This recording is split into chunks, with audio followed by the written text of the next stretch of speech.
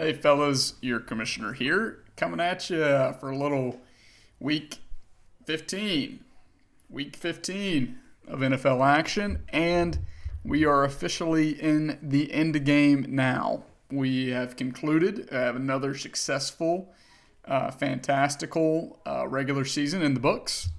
Um, just to cap a very weird, one of the weirdest, strangest regular seasons I think we've had in quite some time, maybe in league history.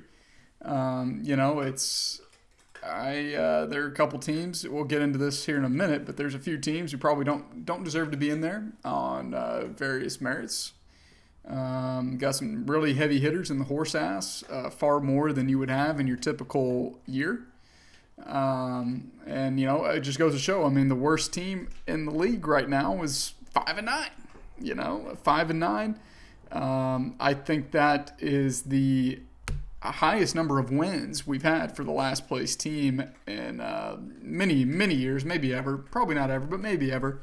To not have somebody down there in the 4-3-2 win range, it's quite astounding. I mean, you got two teams at 5-9, three at 6-8, couple at 7-7, 4 at 8-6.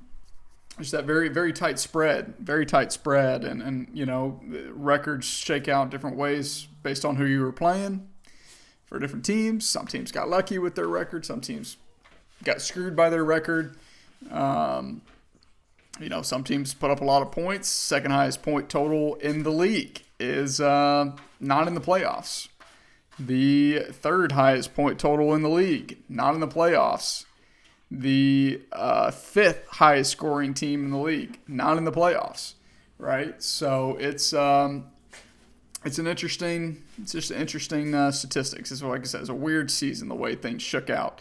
You've got one team that's got a negative 60-ish point differential. It was negative 100 just a few weeks ago. You got another team in there who's got a negative 50-point differential. Good team that team is. The 60-point, not very good. The negative 50 is pretty good. And then you got another guy who's right there at about even. So the fact that we have two teams with such a vast negative point differential in the playoffs is pretty astounding, pretty lucky, pretty interesting. Typically if you're going to have a negative point differential, it means you're going to get screwed, not have a very good record. But, hey, it is what it is. But without further ado, let's go ahead and get into a recap of last week's games. Start off with our Burger King BK game of the week in the McCockners and Horse Ass. And JD got his revenge on me, wins 125-90.8. Second week in a row below 100 points for my team. Cleo, get out of there. Get out of there. Thank you. It's just bad TV, right?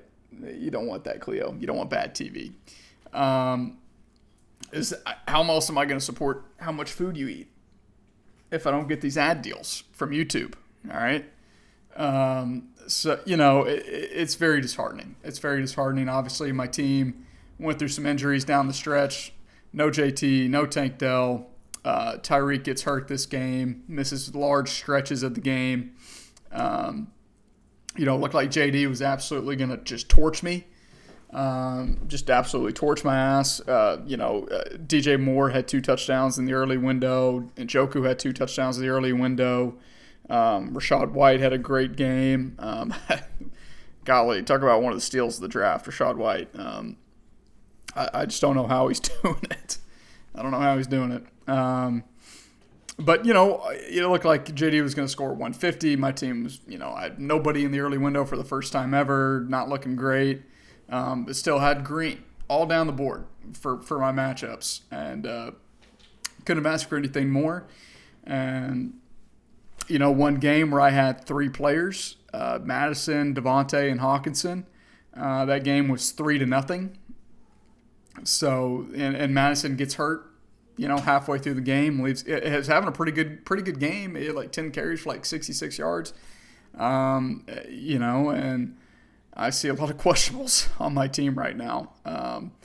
But I still had a little bit of an inkling of a hope. I was down 50-something points going into Monday night. Had Dobbs, had Tyreek, had Tua. If Tyreek and Tua could put some magic together against a terrible Titans defense, maybe. But Tua, no touchdowns, despite them scoring 27 points. Another week with a defensive touchdown for the Dolphins. It seems like they've had one of those every single week for like the last month. They just run the ball when they get in the red zone now. They don't even think about throwing it anymore. Obviously, Tyreek hurt his ankle. Hopefully he can be back before my time in this season is over. Devontae, I don't know how he's got. Oh, God, dude, it's just 3 years in a row. It's 6-8. It's 3 straight years. It's 6-8. Lose 3 games in a row down the stretch. I win one of those, I'm in the playoffs. I just win one, I'm in the playoffs. Doesn't matter if I beat Blaine, if I beat Dylan, if I beat JD, I'm in. And finish 7-7. I would have been in over Craig, but that's not the way it worked out. And I don't know. I don't know what it is. Other teams can get lucky, and I certainly don't feel like I've been terribly unlucky this season. I failed. This officially goes on the record. Not a single one of my 6 wins, not a single one of them came against a team that scored over 100 points. And that's just not good enough. I mean, my points against really wasn't even that high. I mean, it was third lowest in the league, maybe. Second lowest, fourth lowest. JD had less points against. Savoy, Dylan, they all had less. Blaine had less points against. Golly, just almost a plus 400 point differential for Blaine's team. Woo-wee. That is a recipe for success. That's what you want. Blaine had the fewest points against him this season. Second, but by 1 point. But he puts up 1,900 points, a full 300 plus points clear of the second highest scoring team in the league. I take that back. I forget about the teams down there who scored a lot of points. 250 plus, points clear. So, are your league scoring champion, number 1 seed. Congrats. But we'll get to him in a minute. It's just like I said, it's very discouraging to falter like this down the stretch. Who knows if things go differently with Tank. I mean, that was they scored 3 points. The Texans did. Stroud got hurt. I doubt that Tank makes much of a difference in my lineup. And it's just, they just didn't produce. Right when I need them the most, they didn't produce. So it's unfortunate. I'm one of the definite, I think, top 3 front runners for horse ass, has been mentioned. That's just the way the cookie crumbles sometimes. That's just the way it goes. So I hope that I'm not wearing this again. I'm sure you guys love seeing this in the trophy and the sash and all that during every week's State of the Union, but I would love for that to go back into anonymity. Is that the right word? Whatever. Where it's not out front and center. Because I don't want this anymore, guys. I don't want it. I don't want it again. I can only imagine how bad it would be, not only as a commissioner having the horse ass, but to go back to back. First time would ever have happened in league history, to not have the saving grace of the bachelor party as well, to be full unfiltered. Horse ass, it'd be quite the scene. But I would do it, and if I need to do it, I'll do it, and I'll be the best damn horse ass 2 years in a row. So next year, Shades Dynasty, he was pretty much in the playoffs, really kind of playing for seeding, and by golly, it happened to work out. He wins 116-97. Stop me if you heard this before. Ford, right at the cusp of 100 points, but not quite getting there for the 100th time this season. He loses 2 in a row to fall to 5-9, clinch the 12 seed, the clear front runner for horse ass.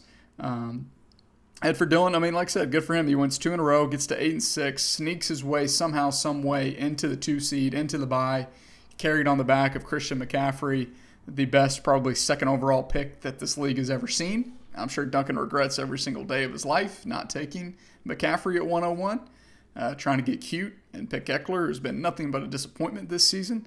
But, it's a beatable game from Dillon. He had 5 points from his quarterback. He had 4 points from Addison.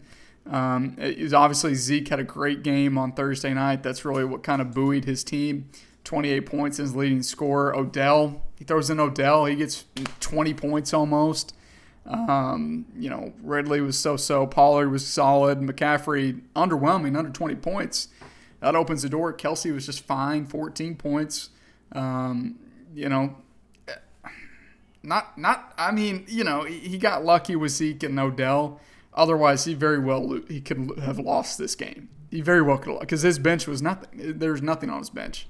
And so, it is what it is. Like I said, he still would have been in the way things shook out at 7-7. He wouldn't have had the bye. And honestly, it's probably for the best, because the team who ended up losing out on the bye, the 2 seed, doesn't deserve any good things. We'll get to him. We'll get to him. Oh, don't you wait. We'll get to that guy. Anyways, next, Wilson was, he was still in a decent spot. He could have lost and still made the playoffs, but a win would have secured that, facing the hapless concussion protocol. But, unfortunately for Wilson, Nick does pull his little magic, 116-94. Wins 3 in a row to get to 6-8. Got himself out of the gutter, out of the bottom 2 seeds, and knocked Wilson out of the playoffs the way things shook out. Really, Wilson's season's been quite strange, very disappointing. Another week below 100 points for him, and he's had quite the string of those over the last month of the season. Really month and a half. He's been over 100 points just once since week 7. Since week 8. 84, 82, 94, 76, 128, 94. After starting the season very strong. 115, 150, 108, 140, 115, 132, 115. He had a really good start to the season, and then his team just kind of quit on him. Didn't they? And it's really strange to me. It's not. He didn't really have any injuries that I can remember. His team's pretty much been what it's been ever since we made that trade earlier in the season. Obviously, James Conner was on bye last week. Kupp did have a good game, 25 points. He's kind of been up and down, but Laporta, he's in a little bit of he hit that rookie wall, I guess. Not really. He had 29 points in 17 the last 2 weeks. But 8, 7, 4, so 3 of his last 5 games, he's been under double digits. Still very reliable there. So he had no Shaheed, no Taysom. He just didn't really have a lot to play with on his bench. He's really between Wicks and Quentin Johnston for his flex, and you're not going to have a good time when those are your options. Without Connor, he had to play Herbert. Herbert doesn't play. Swift had his worst game of the season, and Mahomes has been just incredibly average, incredibly mediocre this season, which is quite fascinating based on the year he had last year, and basically everything's the same, except he's got a better rookie wide receiver now. I don't know. And for Nick, good for him. He's hoarding 3 quarterbacks. All 3 of his quarterbacks scored about 20 points, if not more. He's peaking at the right time, as it were. Didn't do enough to be able to get him in the playoffs. But he is peaking at the right time. Henry had 2 tutties. ETN was solid. Montgomery's okay. Waddle with the Tyreek injury, he could be primed for a major outing. Garrett Wilson looks like him and Zach are on the same page now. Zach Wilson's turned into a good quarterback. Don't look now. But he is obviously some concern there with the 3rd wide receiver, what he does if Pop Douglas and Christian Watson stay injured. Pop Douglas should be back from concussion this week, I'd imagine, and Christian Watson sounds like he should be back from his hamstring as well. So Nick's not a team I'd want to play. He's not a team I'd want to have to see in the horse ass bracket, because I think he's probably going to go one and done. I think he's going to win his next game and be safe for the rest of the season. So Wilson, on the other hand, I don't think he's quite as lucky. I don't think. Well, maybe we'll see a repeat of this matchup. Spoiler. Anyway, next here, the highest scoring game of the week. Really, very weird week scoring wise. I don't know. It's just weird. There's a lot of weird games in the NFL, and if you happen to have players in them, you weren't going to have a good time. So anyway, Rip secures his playoff berth, keeps Duncan out of the playoffs, wins 144-116, highest scoring team on the week this season. And I just got a feeling, I could be very off base here, but I feel like Rip does very well in the final week of the regular season most of the time. I feel like he performs, as either does a very good job of keeping people out of the playoffs or him securing a playoff spot. And, you hate to see that for Duncan. It was heartbreaking. He lost 4 in a row to fall to 6-8, fall out of the playoffs. Hasn't got a win in a month. I mean, 116 would have beat 145. He would have beat, about half the league this week and got himself in. Unfortunately, not the case. Barkley had a monster game. Breece Hall's a monster game. Debo has been just he's had like 60-some-odd points combined the last 2 weeks. Absolute tear. Isaiah Likely had a great game as well. Really, it's tough. I mean, Duncan, like I said, he had a solid game. He had no Brian Robinson, obviously no Kirk, no Pacheco. So he was playing without 3 starters, really. I mean, those are 3 guys who could start for him. Clyde, 45, didn't really do a whole lot. Jefferson got hurt early in the game. Looks like he's probably fine, though. Kittle was good. Kmet was good. I mean, Sutton, solid. Lockett, solid. Eckler had a good game for the first time in a while. Dak was solid. It was really just not having Jefferson in the game for the whole time really hurt him, which granted he doesn't have any other receivers worth a damn, but I think Duncan's going to be okay as well. 4-game losing streak, but he's lost a lot of I feel like he's been competitive in all these games, and things just haven't broken right for him. 110, 117, 106, 116. That's good enough to luck into a win eventually in one of these 4 games. And if he had, again, he just like me, same boat. If he wins 1 out of his last 4, he's probably in the playoffs. But it's been a team that Duncan he boomed. Obviously, he had a 3-week stretch there. 143, 135, 189. But you look at on the whole, he's around that on average about 110, 115 a week. Just a solid run-of-the-mill team. So, like I said, you take that 189 out, his points for look a lot less, but you can't. He did it. He did it without Justin Jefferson. I gotta look at that. It was Dak. Yeah, it was Dak and Kittle and Brian Robinson and Locke. Jeez, what a week that was. Good for you, buddy. Hey, if nothing else, you always have week 10. You always have week 10. So next here we got. No, I don't want that. Next, we have the doesn't contribute and the Dirty Birds of War. Craig was facing an uphill battle. Craig was facing an absolute uphill battle. He did not control his destiny. He needed to not only win, but he needed players or owners above him to lose. And really, the only thing that really would have helped him is if Wilson lost. Maybe Dylan, if he could have potentially outscored him. But really, he needed Wilson to lose. He needed to win, and he needed Wilson to lose. And sure enough, that happened. Came down to Monday night to the very end. Plunk was down about 16 points-ish, I want to say, with only Achane left. Craig was, 133. There's no way, that Craig was going to have this happen to him, right? No way. I feel like Craig's been fighting it out on Monday night for like the last 3 weeks. Craig's Gucci, right? And 2 out of the 3 he was. Again, JD made it close back in week 12. He still came out on top, 142 to 136.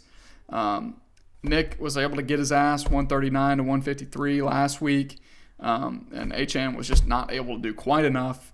Craig wins 133 to 129. That would have just been extremely disheartening to be over 130 3 weeks in a row and only have one win to show for it. That would have been extremely disheartening. But Craig is one of the hottest teams in the league right now.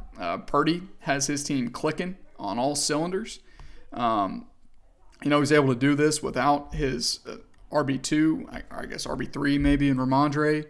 Kyron had an okay game. Jacobs did nothing. Was kind of a little bit banged up, I think. But the Purdy Ayuk stack is happening. DK's catching a touchdown seemingly every week. Rashee Rice is emerging. Kyle Pitts finally did something. Zay Flowers is catching fire. So, Craig's team, again, not a lot there on the bench that you'd want to have to roll the dice with.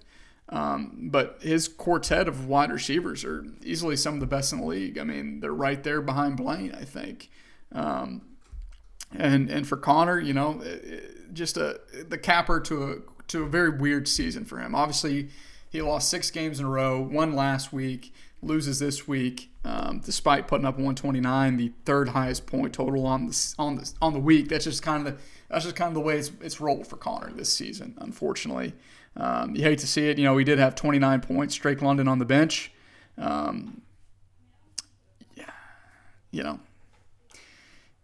He puts in James Cook over Zach Moss and then Drake London over Moss.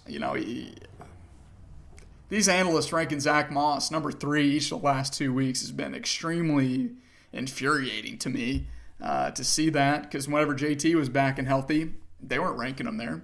Not like he's had great matchups either of the last 2 weeks, and he's done nothing. Zach Moss has shown us who he is. He's not that guy. Okay, earlier in the season was a fluke.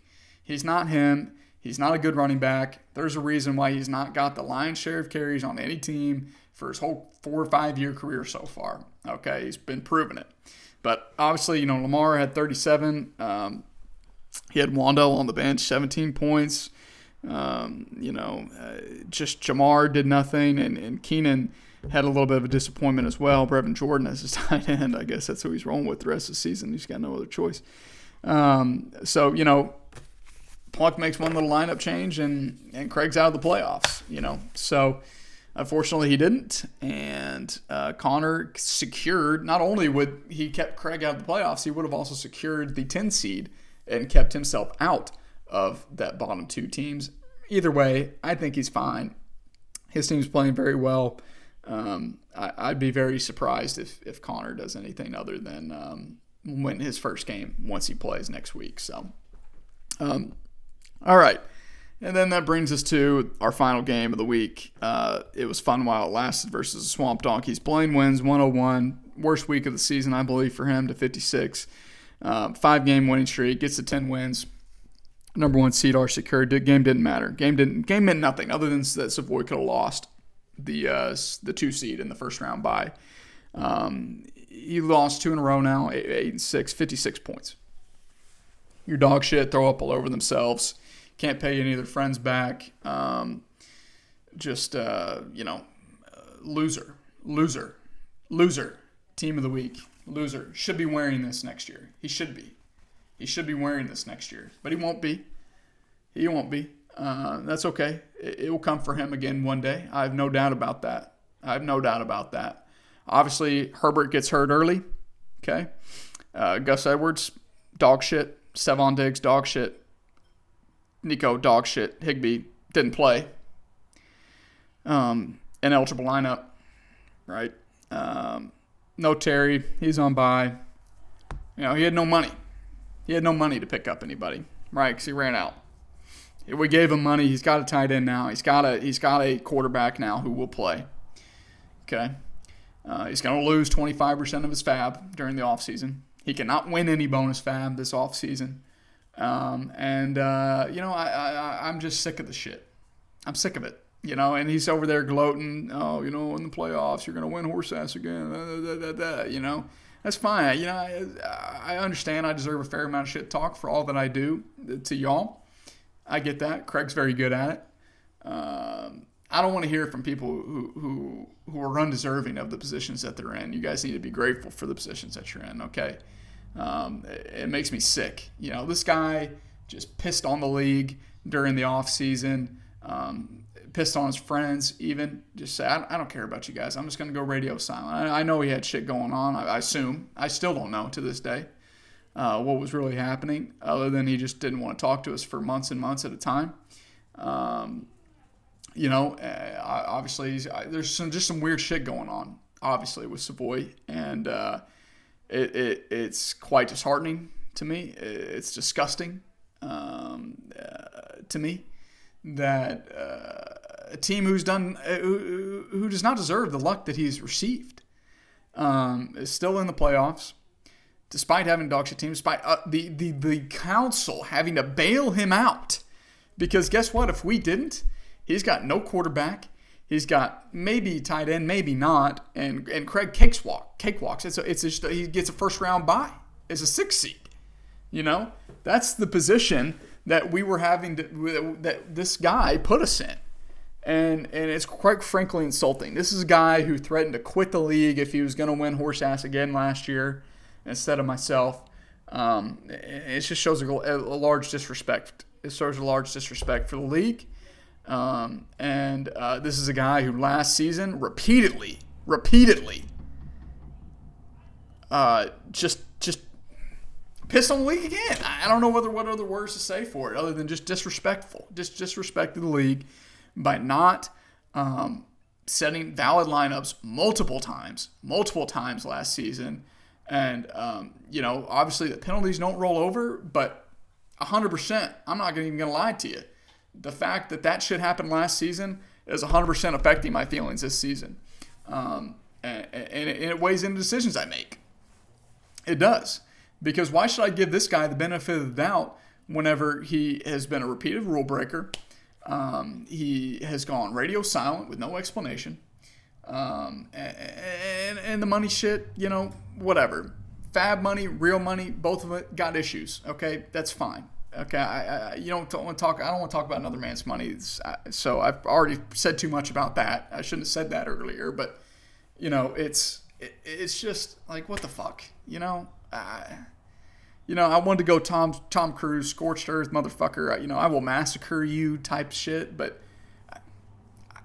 I'm not mad. I'm disappointed. You're getting disappointed, Dad. Okay, so I hope you're happy. I hope you're happy with yourself, Savoy.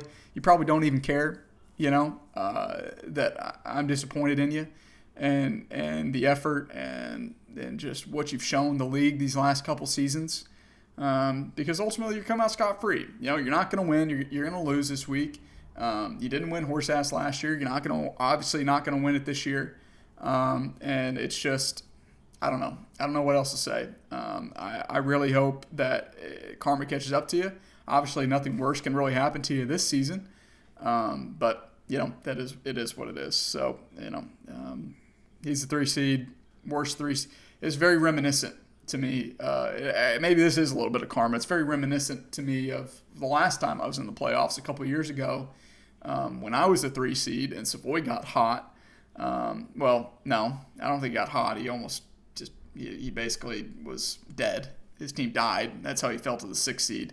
And then came back with after all of his players healthy, Christian McCaffrey, and skull fucked me the first round of the playoffs. First time I've been in the playoffs since 2015, I think, something like that. So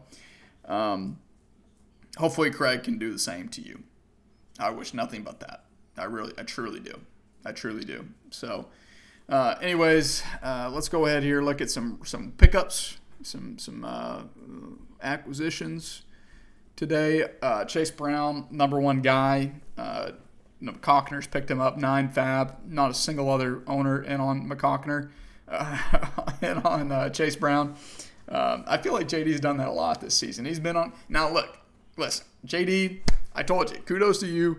Some of the best overall free agent acquisitions of any team this season. Without those, he would not be in the playoffs, period. He would be down there in the horse ass at 5-9 if he had not picked up the guys that he's picked up. Now, granted, he's spent a lot more on these guys than anybody else has, but they worked out. They worked out for him. So, I have no doubt that Joe Mixon's going to get hurt and Chase Brown's going to maybe be a league winner, for JD. Ford picks up Jahan Dotson. Yeah, I thought he was legit too, Ford. I guess he's probably better than Marvin Mims. I'll give you that. So, for 8 fab. I don't think anybody else was on him. Nick was actually for 4. Savoy lied, despite him saying he wasn't going to pick up a quarterback or a tight end. Did so. Picked up Jake Browning for 3, beat me out by 2 fab. Wilson picks up Dante Foreman for 2, back on the squad. I think that's a good pickup for him. Obviously, Khalil's not the guy. So Nick picks up Juju for 1. I picked up Nick Mullins for 1. We'll get to that here in a minute. Ford picks up Flacco for 1. And Savoy gets his tight end, Tucker Kraft, for 1. So he still does have 2 fab. Way to manage that, buddy. Good job, just in case something does happen. That's smart by you. I tried to pick up Flacco for 1. Obviously, it didn't work. And Hunter Henry to Savoy for 1 didn't work either. So, all right, let's go ahead here, get into a preview of this week's game. So, like I said, Father Figures, Dirty Birds, they are matched up. ESPN does not let me modify the losers bracket for whatever reason. I'm just going to tell you guys, there's probably going to be some big changes this offseason. I think the league is going to look very, very different next year. Maybe change platform.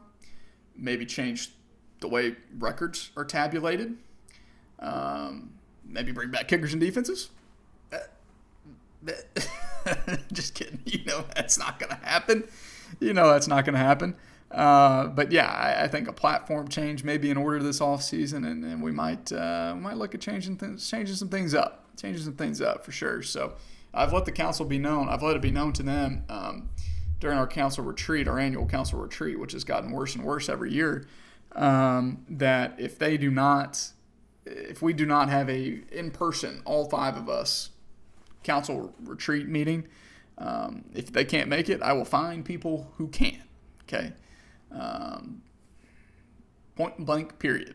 You take that what you want for. Everybody in the league, take that for what you want. So anyway, I'll go ahead here. We're going to break down all 4 games in detail. Obviously, Blaine and Dylan, they are on bye. Ford and Plunk, for lack of a better term, they are on bye as well. The records of their games do not matter. Points, whatever. So we'll start off here with, obviously the game of the week cannot be a horse-ass team, but I do think there's going to be some good games down there. We'll start off here with Kickers Lives Matter versus the Horse-Ass. I'm projected to win right now, 115 to 111. That's a little bit of a rat line. Obviously, Pacheco is projected to be back and be playing. He's got 14 points, which hurts Clyde's projected total.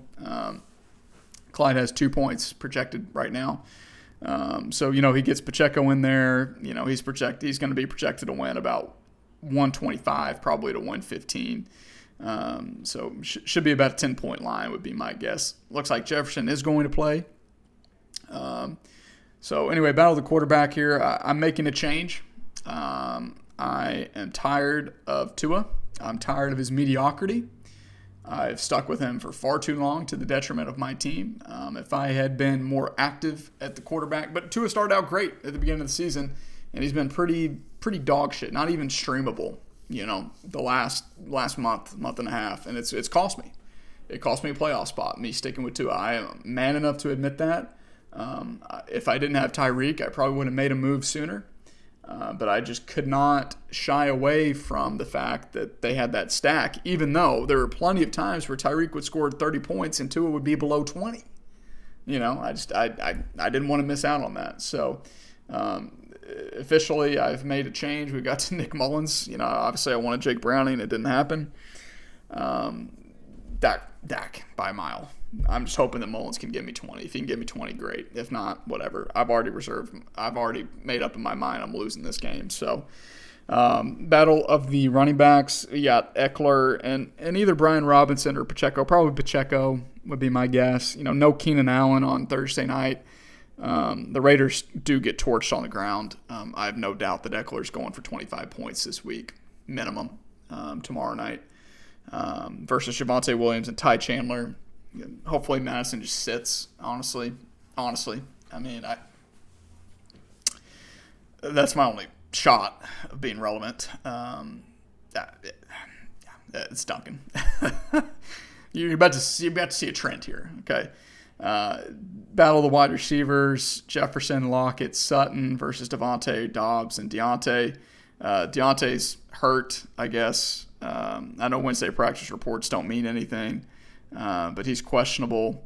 Devontae's questionable. Again, I don't know what that is for.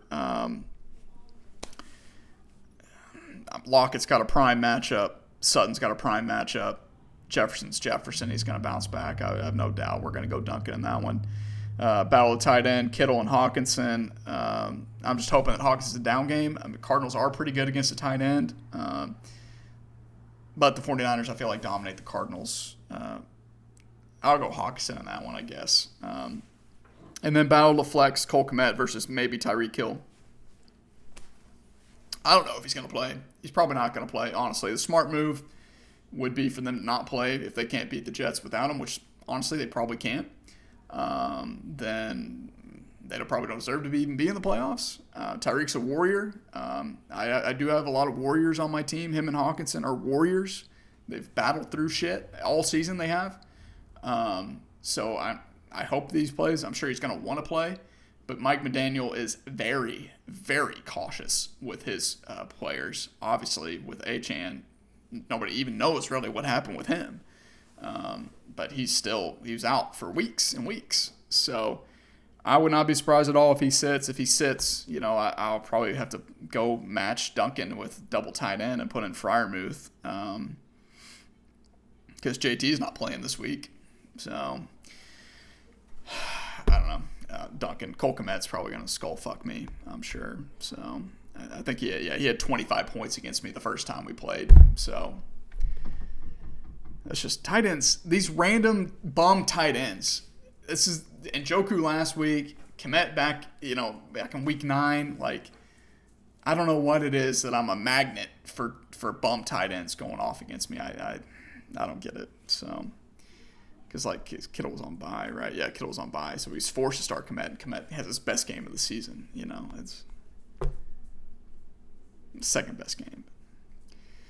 So he's probably gonna, Cleveland's great defense. He's probably gonna score, 5 touchdowns, so whatever. Duncan's gonna win this game. It's not even gonna be close. It's not. He's gonna murder his projection, and he's gonna murder me in my sleep. So, anyways, next here, the other horse ass bracket, a rematch. Let's see if Wilson can get revenge for Nick knocking him out of the playoffs. He is projected to win 110 to 105. Nick does not currently have a third wide receiver in his lineup at the moment. That will probably be either a combination of Juju, Christian Watson, Demario Douglas, depending on whatever's healthy. So let's just say Nick's probably going to be projected to win about 115-ish, 120-ish to 110. Battle of the quarterback here. You got Mahomes versus Stafford. Matchup couldn't be better. Couldn't be better for Stafford. Washington is the worst defense in the league. I never would have thought this day would come where I'd pick Stafford over Mahomes, but by golly, I'm going to. Battle of the running back. You got Derrick Henry, David Montgomery versus DeAndre Swift and James Conner. We'll go with Nick in that one. Battle of the wide receiver. Waddle, Wilson, maybe Watson, probably Watson. But, then you got Hopkins, Thielen, Kupp on the other side. Now, again, it's kind of blessing and a curse, right? I mean, Kupp's playing Washington, should feast, but a lot of that production is going to be eaten away by Stafford. So, but like I said, I've seen it with Tua and Tyreek all damn season that the wide receiver can have a great game and the quarterback cannot. So, Wilson's got to hope for that. I will probably I'll probably have to push this one. I think, Miami's got a really good defense. Jets have a really good defense. So I think it's going to limit Waddle and Wilson's upside. But Thielen's he's really been bad these last few weeks, hasn't he? I'm going to push this one. I'm just going to push it. Too much uncertainty.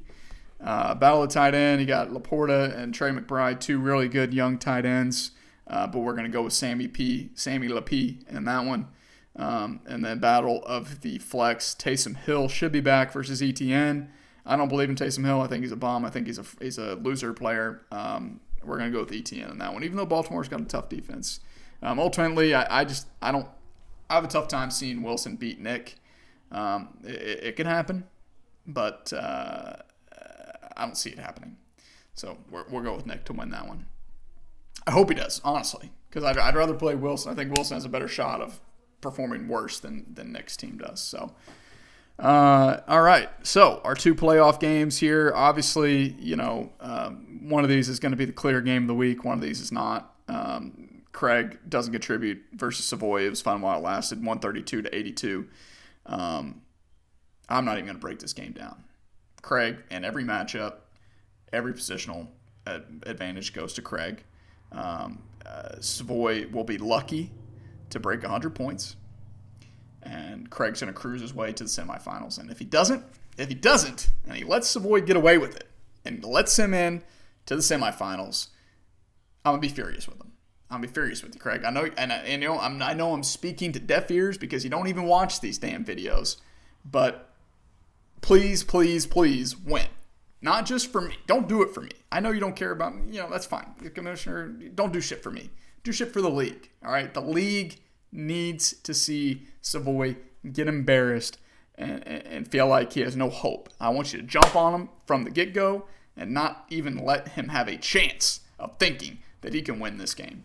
Don't let it come down to Monday night. Fortunately for you, there's not a single player on his roster who's playing on Monday night, so you should be. I'm not going to say it. I'm not going to say it.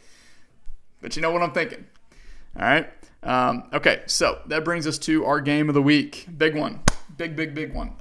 Be right back. I already know what it's going to be.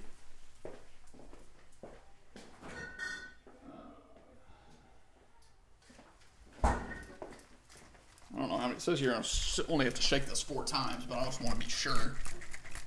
Our Ready Whip game of the week. Ready Whip, the original, made with real cream. It is a dairy whipped topping, ultra pasteurized, sweetened grade A dairy whip topping. Only 15 calories per 2 tablespoons. So it says 37 servings per container. So I imagine, it's quite a bit of calories if you were to just, the whole thing. It's got no artificial flavors or sweeteners, no artificial growth hormones. It's gluten-free. It does have a little bit of added sugars, right? It did say sweetened there, so you know what you're getting into. A little bit of fat, very little carbs. So carbs are really only from the sugar, so that's a plus. Ingredients here, you got cream, water, sugar, corn syrup. That's not great stuff. Non-fat milk, ConAgra brands. I think some of y'all maybe used to work for ConAgra, maybe. I don't know. Must be refrigerated to maintain safety. Wow. I feel like that should be in bigger print than this fine print here. Do you guys see that? Must be kept. Is it going to explode if I leave this at room temperature? Will stay freshest when stored at normal refrigerator temps of 35 to 40 degrees. Freezing is not recommended. Oh, anyway. There we go. Anyway, Ready Whip, the official whipped cream of the Bring That Wood Fantasy Football League. Cheers. I'm sure that looked great on camera. Pretty good, actually. Pretty good whipped cream there. It's surprisingly not as cold as I thought it was going to be. For as cold, this is really cold to the touch, but yet inside it's kind of like room temperature almost. It's very odd. Anyways, that's Can You Feel the Love versus the McConkners. 2 former roommates, 2 bitter rivals, I would say, in the league. Rip is projected to win 124-118. A lot of teams, a lot of people think that Rip is undeserving to be in the playoffs with that huge negative point differential. Hey, but he is very, very capable of putting up 130, 140. He's done it multiple times this season. He has good players. I'm not even going to lie. I don't think he has a good team, but he has good players. Like I said before in previous State of the Unions, I've seen this team. I've had this team multiple seasons, and I've not been able to do shit with it. He has. He's got his team at 8-6 somehow, some way in the playoffs, 4 or 5 seed matchup. The winner of this game most likely will be playing Dylan, a very beatable team in the next round, with Craig most likely being plain. And, I think this is going to be a very, very competitive matchup. Obviously, JD's got a lot of scary potential. He's a very boom or bust team, same with Rip. So this could either go way high. It could be a very shootout, 130 versus 140 game. It could be a 100 to 95 game, too. I could see this either way. But anyway, we'll start off here. Quarterbacks, you got Jalen Hurts Monday night versus Jordan Love. Both very, very prime matchups. See if Jordan Love can get a bounce back after struggling against the Giants on Monday night. Of course, JG's going to, Nolly's going to be safe. Nolly's going to be safe with Hurts and Devontae on Monday night, but I do not envy that position that JD is going to be in.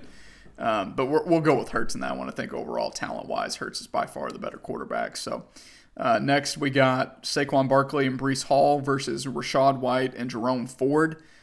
This is close because Rachaad White's he's had a phenomenal season.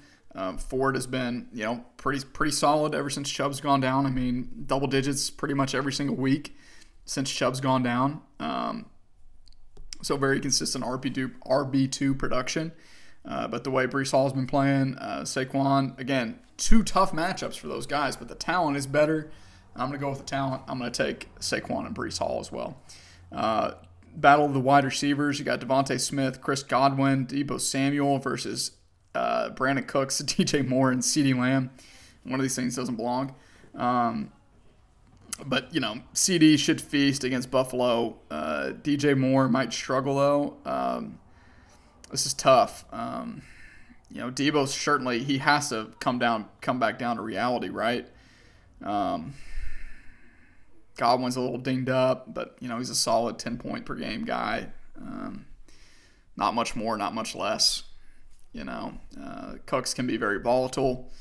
This one's tough. I think I'm going to have to push this one. This one's close. I mean, Deebo's been playing phenomenal. And Devontae's got a good matchup. But I think I'm gonna have to push this one. I can't make a call. It's too tough to call. Tight ends, you got Isaiah Likely versus Njoku.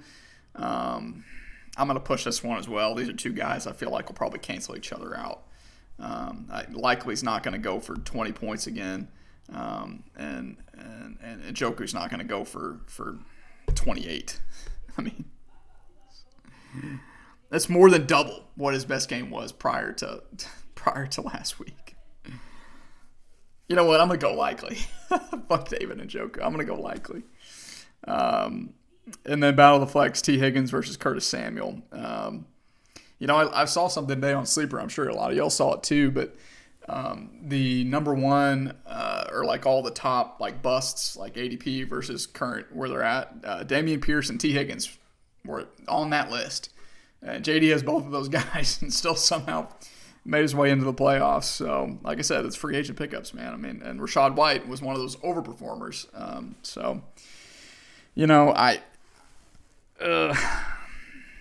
Minnesota's playing a little bit better defense. Curtis Samuel's he's just not he's been good. I just wouldn't want to have to trust him, I guess I'll go T. Higgins. Why not? He doesn't like playing football. That's just a stupid pick. But, I don't know. I think JD's got an uphill battle.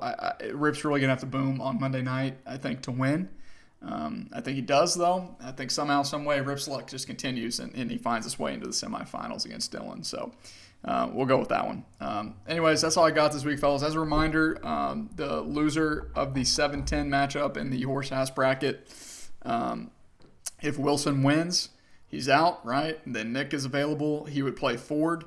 If Nick wins, then Wilson would play Plunk. Again, with Duncan and myself, we're pretty much looking to.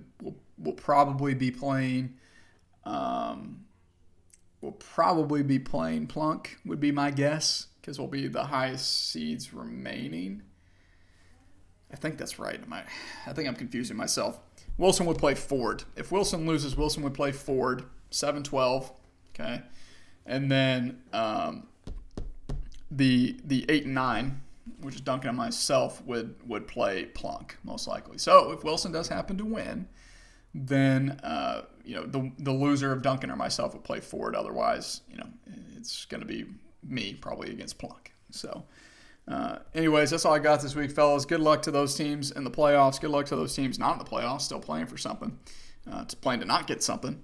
Good luck this week. Stay safe. And as always, whoop pig.